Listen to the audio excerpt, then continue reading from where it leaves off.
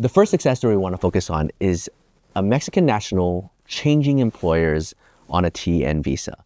We all know TN has gotten extremely strict this year because of the new memo. They're hyper focusing on your degree and your job duty. If your TN visa is based on an engineering degree, you really need to prove that this company, this job position requires an engineering degree. So we have a client, a packaging goods employer that reached out to us. They say, we just finished the interview process. We really like this individual. We want to hire them as soon as possible. What's the timeline? What's the fees? And how fast can we get them here? Because they have an important project in January that they had to file. Here was the problem. It's a packaging goods company, right? Think UPS, think FedEx. They're shipping boxes. It's holiday season. They have to ship a lot of things. The individual is a Mexican national with a bachelor's degree in engineering and already on a TN visa in the US. It is far too dangerous to leave the US to apply for a TN visa, go back through the border.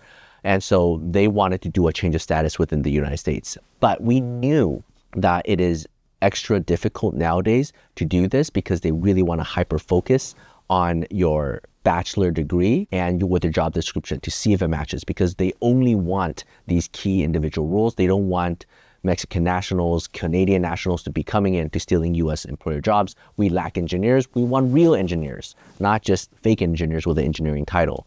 So on top of the normal TN application, we doubled down on the work products. What is this engineer doing? What kind of design is this engineer doing in order to create the boxes, in order to ship? And that requires an engineering degree.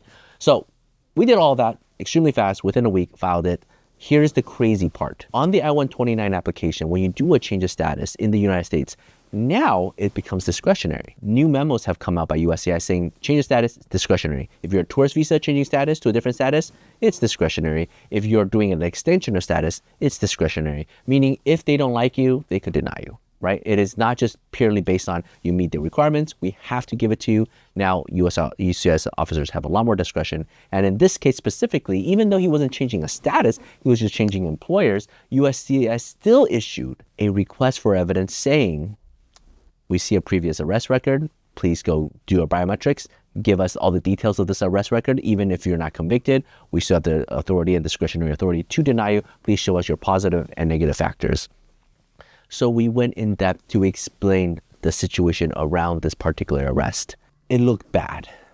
And the reason it looked bad is because on the arrest record and on the charging documents, it's evading the police. And that just conjures up images of, high-speed chases and running. You're just, why would you evade the cops if you're innocent and all sorts of things?